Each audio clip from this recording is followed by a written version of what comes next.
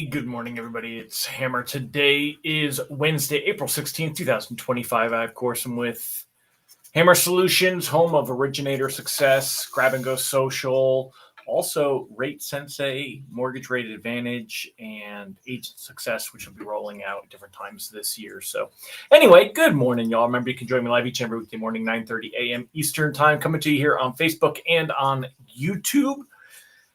If you're watching the replay, go ahead and give me a hashtag replay in the comments. If you're here live, say good morning. Don't forget to go ahead and smash that like button. If you're on Facebook, give us a thumbs up. Make sure you go ahead and comment. It helps the algorithm, helps me get in front of more people.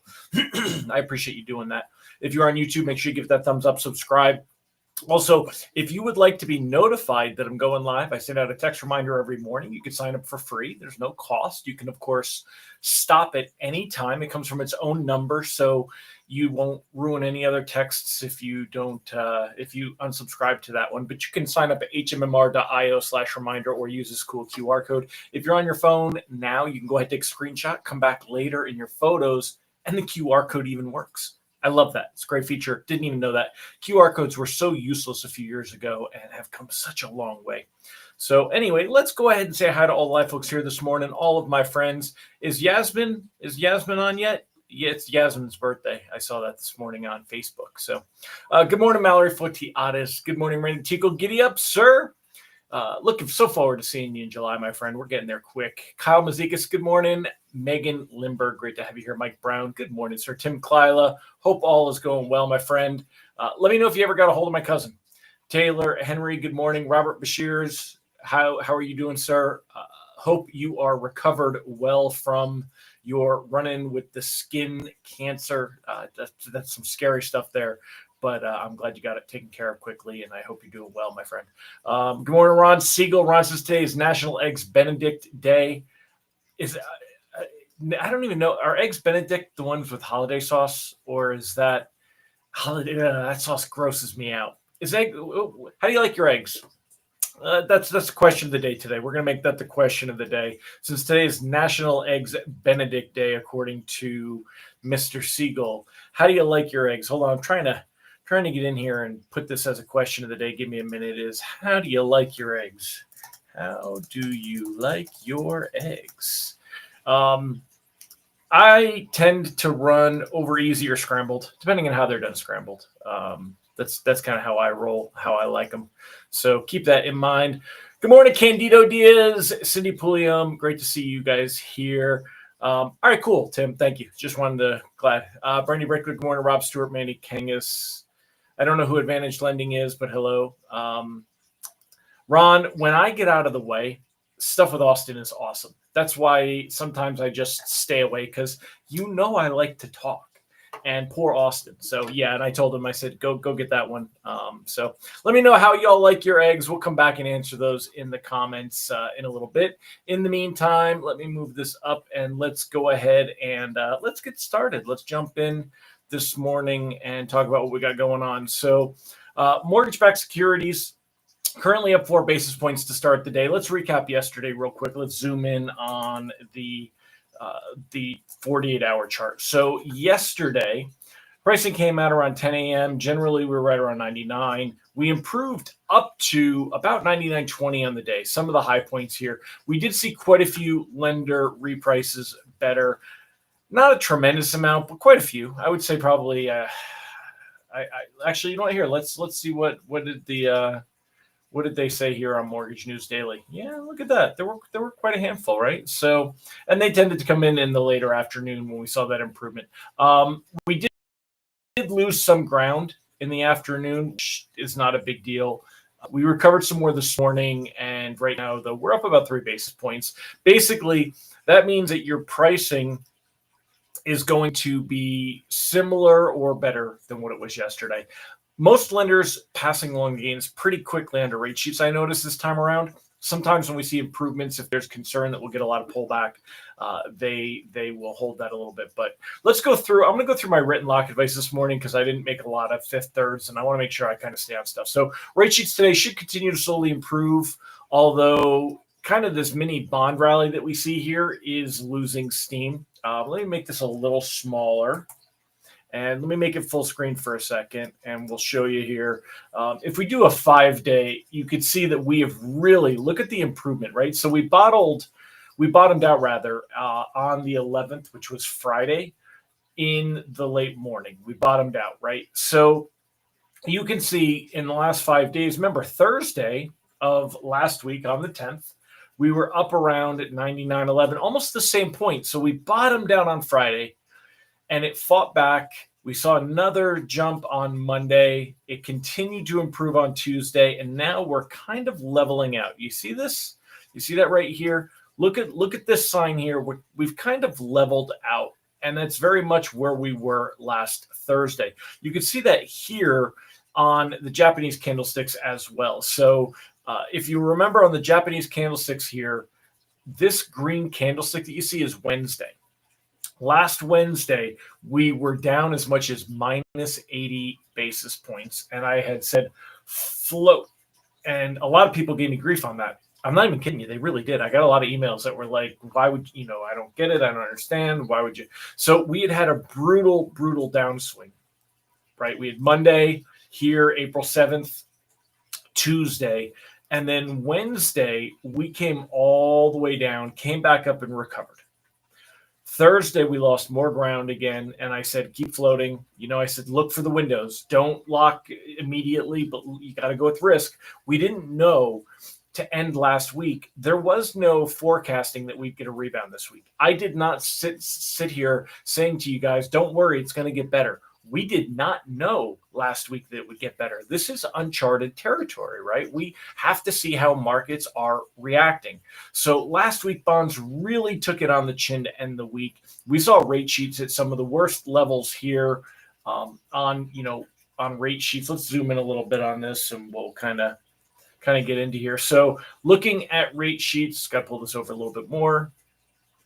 There you go. So looking at rate sheets, I mean, we were up 7.07. We were just really just skyrocketing up. And I said, we got to look for the windows, especially loans that have time. That was the best advice I have because we didn't know what was going to happen. So now we're in a pretty good situation. Today, reprice risk on the day is moderate. There's always risk that something tariff-related is going to come out and shake things up. Also, I'll come back to this, but Fed Chair Jerome Powell is doing a speech this morning at the Economic Club in Chicago at 1:30 p.m. Eastern Time, which will be followed by a moderated discussion. But let's talk about the kind of the tariff-related stuff, right? Again, whether you're a big Trump supporter or a Trump hater, one thing you've got to be realistic on is he is mercurial. You know that word mercurial, right? He is mercurial. He will, he can swing on things. So right now, China came out, and by the way, let me go back to the lock advice here. Rate outlook. We got some early signals. I've kind of changed up the way I did this just because I think it flows a little better. Early signals so far. Any breakthroughs in the trade war with China, and that's really who we're focused on at this point. We'll see bonds rally along with stocks. So don't worry that stocks do well, bonds do poorly, and money will come out of bonds, blah, blah, blah. That's not the case anymore. If bonds are going to rally, and so are stocks, which would help mortgage rates to fall lower. Okay. The reason that I say there's early signals, some news this morning leaked out of China that the Chinese government would come to the table to talk if some conditions are met. Now, let's take a look at those conditions, and then we'll come back to the retail sales this morning, right? So China open to talks if Trump shows respect. Now, come on, let's face it. Trump is a narcissist, and he has an ego the size of Kentucky. So this kind of scares me a little bit. He is smart like a fox, though, and he will play the game. So we have to see kind of where that goes. But China's open to talks if Trump shows more respect. And going into that article specifically and what they talked about, what does that mean? China wants to see a number of steps from President Donald Trump's administration before it will agree to trade talks, including showing more respect by reining in disparaging remarks by members of its cabinet and himself, right?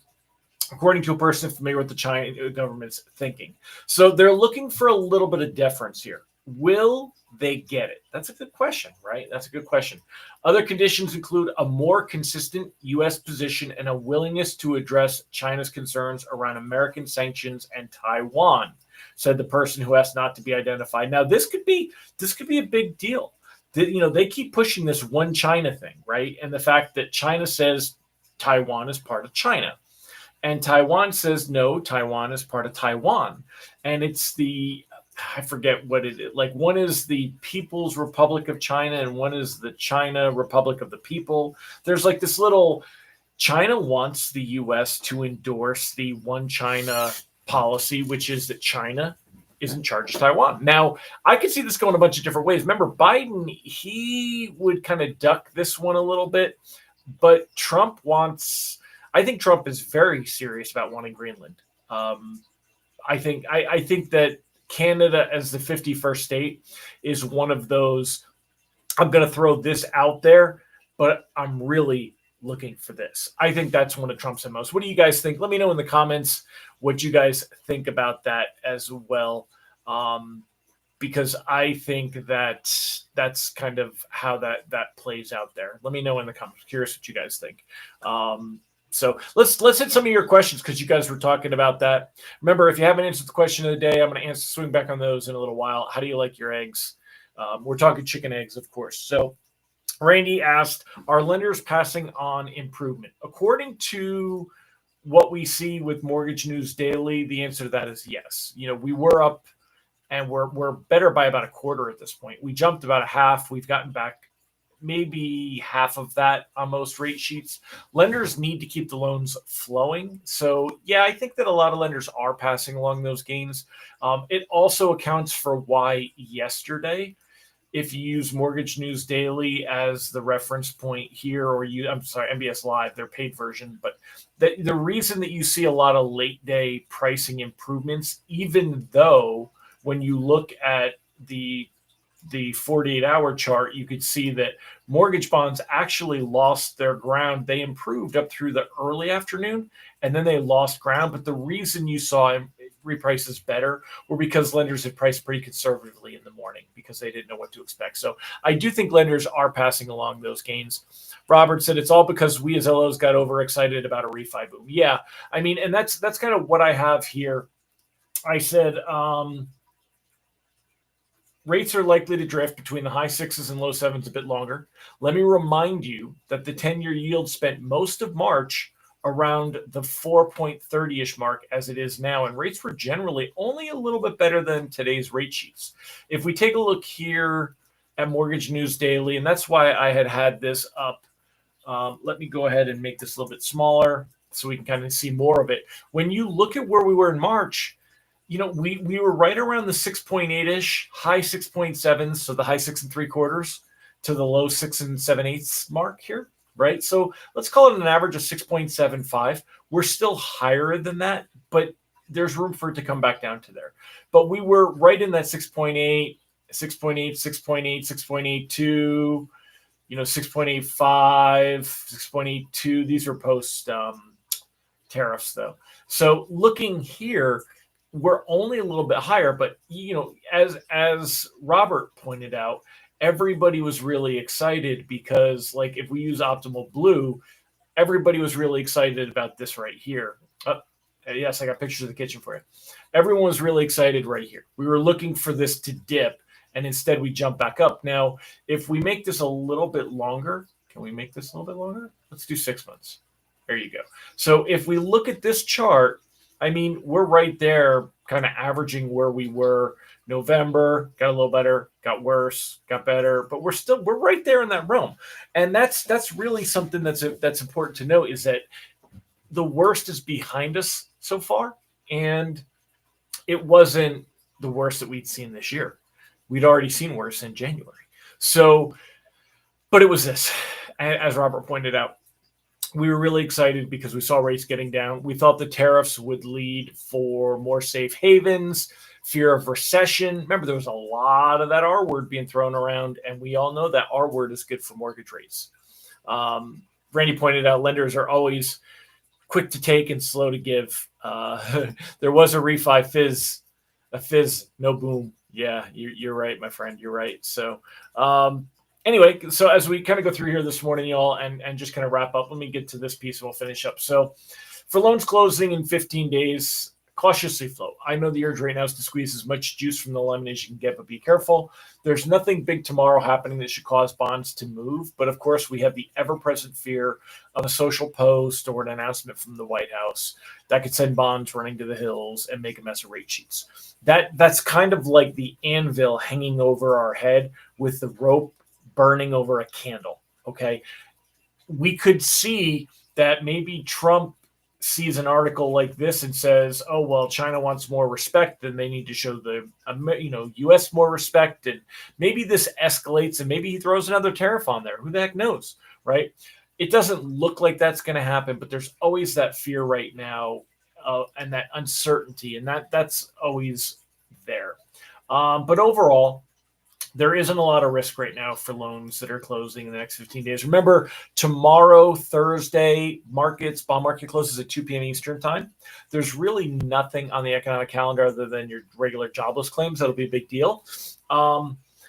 Markets close 2 p.m. and then they'll be closed on Friday. So that's a 3.5 day weekend there where we could see a lot of movement heading into Monday. So if you float, there's a lot that can go wrong over the weekend. Just keep that in mind. Decide where these loans that are closing, if it's closing in the next couple of weeks, decide your risk tolerance, talk to the consumer, talk to the borrower about how much do they want to risk floating into the next week, and take a look and see. I mean, watch this 10-year treasury yield, 4.34 right now. We're testing some technical resistance. This 200-day moving average, 100-day moving average, the red line. No, that's the 50-day moving average. Colors are the 100 days green. 50-day moving average, the red line here. But we could continue to see it improve. If this starts to creep higher, that's going to make you nervous. So keep that in mind. But for other loans here closing in 15 to 30 days, loans that close in May, I would want to see kind of where that May jobs report goes the first week of May, and maybe that Fed meeting. We could see what happens. So again, also talking about the Fed, remember Powell will be talking this afternoon at the Economic Club in Chicago. We can expect to hear more questions about tariffs and inflation and things. I don't think it's going to really affect bonds this afternoon. I don't think we're going to see any shakeup, but you do want to keep an eye for it. Again, that's going to be around 1:30 p.m. Eastern time. Right now, mortgage-backed securities are up 8 basis points. Even if we see some movement, it might be about 10 basis points. So, but loans closing in the next 15 days, loans with 30 plus days, I'd be floating.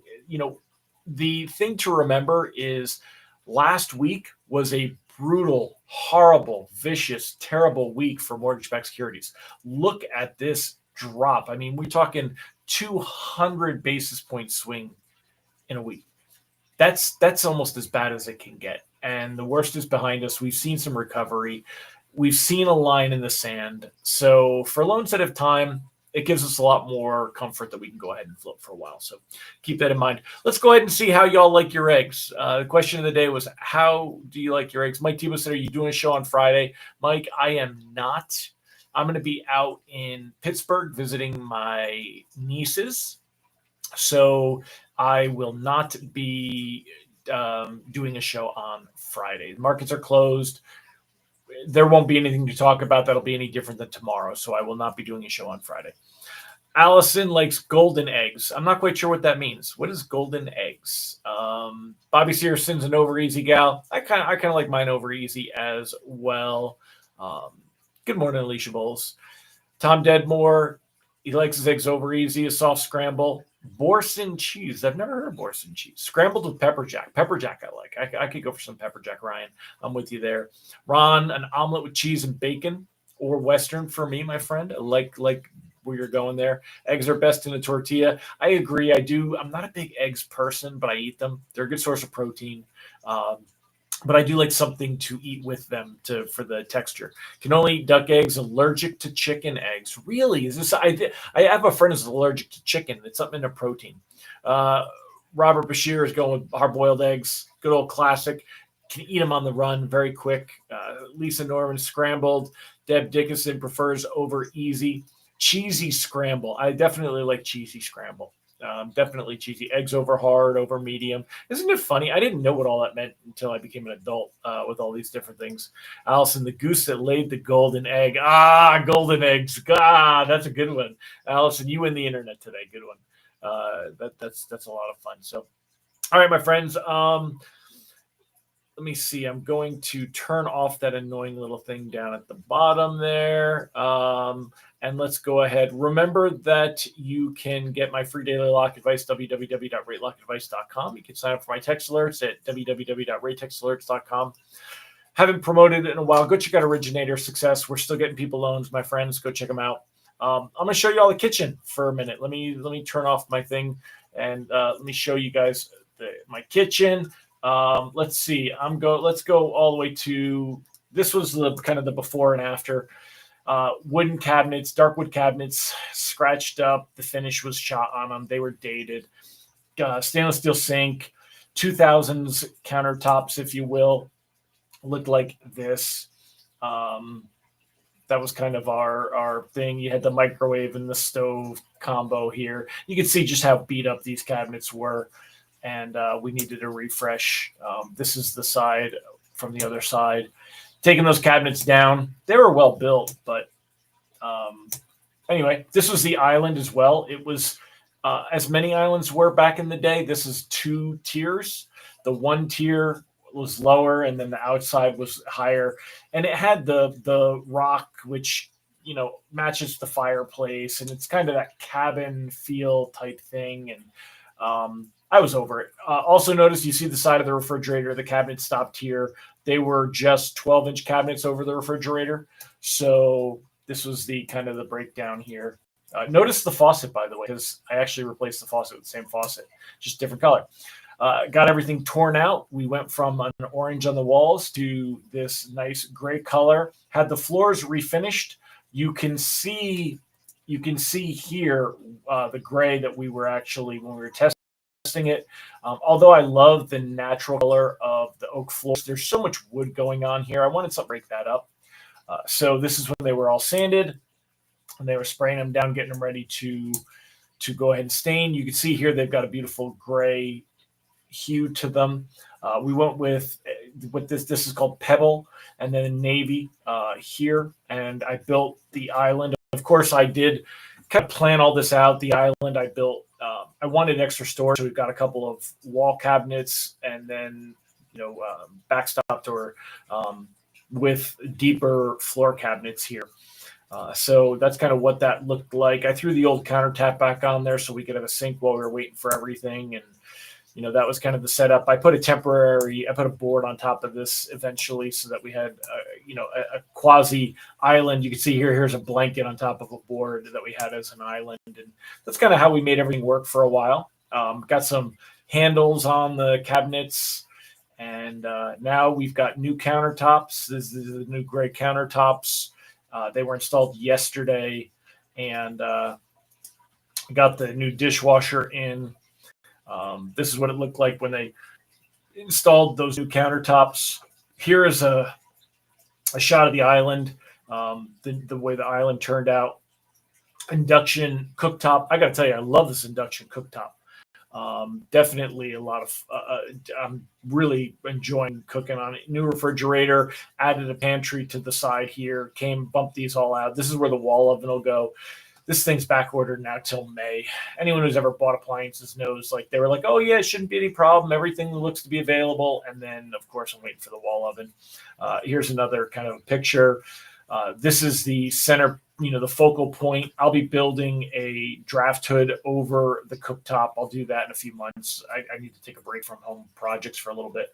But here is the counter. They scratched the cabinet when they put in the counter. I got to fix that now, but always something, right? And then here it is. There's the black faucet, just the same version as the other one, but black. So it matches black sink, black faucet, all that stuff. I'll be changing all the switches and things. Next week, the backsplash going in.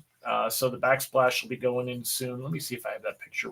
This is the backsplash that'll be going, a blue subway tile, blue ceramic subway tile, 2-inch by 6-inch.